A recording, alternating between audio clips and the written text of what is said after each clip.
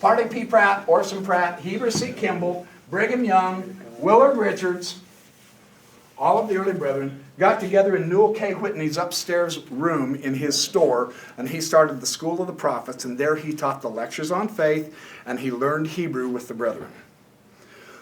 He taught that the Hebrew word bara,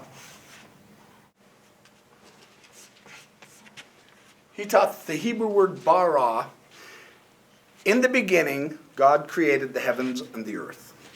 The Hebrew reads, Bereshit bara Elohim et hashamayim ve'et haaretz.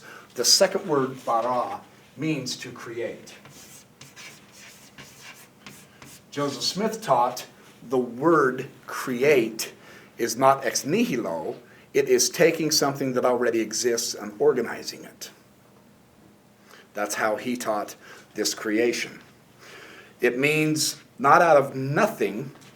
It means to cut, to divide, and to separate. Now, when you look at the Bible, in the beginning God created the heavens and the earth was formless and void, darkness was over the face of the deep, and the Spirit of God was hovering over the waters. And God said, let there be light, there was light, and he saw the light was good. And he separated the light from the darkness.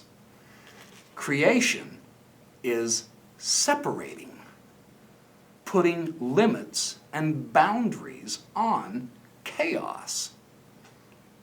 It's an interesting way to look at it, isn't it? Chaos is absolutely everything in the vast sea of potential. It's just absolutely everything thrown together. The reason creation works through dividing and separating and limiting is because that's what makes a chair a chair. That chair is not a table, is it? And it can't be, because its limited form is as a chair. That's what gives it its essence. This church building, because of its shape, its function, the way we build churches, is a church as opposed to a house or a grocery store or the temple behind us, because it has limitations as a church. That is done through dividing, separating. The chair is separated from the table by its form and function.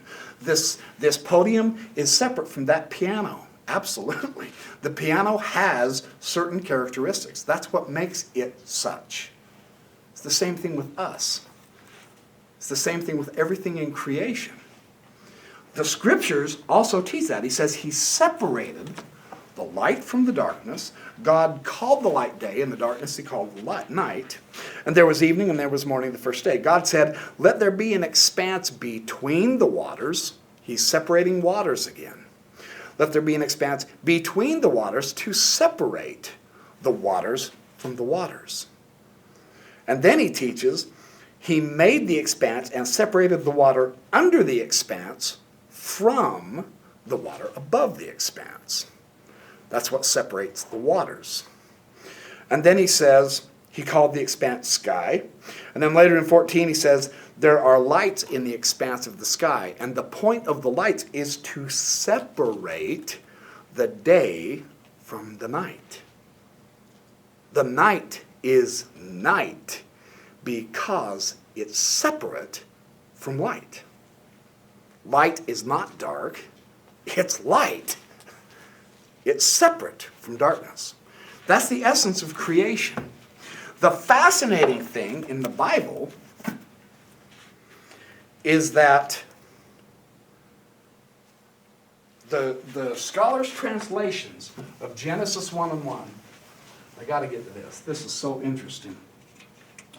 A man named E.A. Spicer wrote a translation of Genesis. It was in the Anchor Bible series, a huge series of books where the world's scholars on the Bible got together and retranslated the entire Bible, both Old and New Testaments, and then they added all of their new, updated information that's been discovered. and reassessed. And they say, because of the grammar of the Hebrew, the Bereshit bara Elohim et ha-shamayim ve'et ha'aretz, because of the way the first 3 verses are put together, it should be translated. Someone have your Bible? You have your Bible? Mm-hmm. Read Genesis 1 out loud for me, would you? Yeah. In the beginning, God created the heaven and the earth. In the beginning, God created the heaven and the earth. Now, the Christians will interpret this. They will say, that is why it's ex nihilo. This is the beginning of time, of space, of everything that's created. This is the ultimate beginning. They take that in an absolute sense until just recently. By analyzing the grammar of the Hebrew, and I won't get into the details, I'll just give you the translation. And the Jews are very strong on this right now.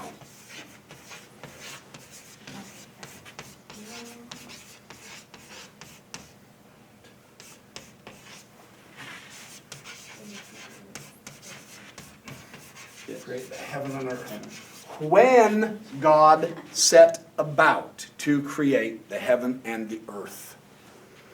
The reason they're translating the Bible that way now is because they're saying the Hebrew shows this to be in a construct state. And what that means is the first verse in the Bible is a temporal verse.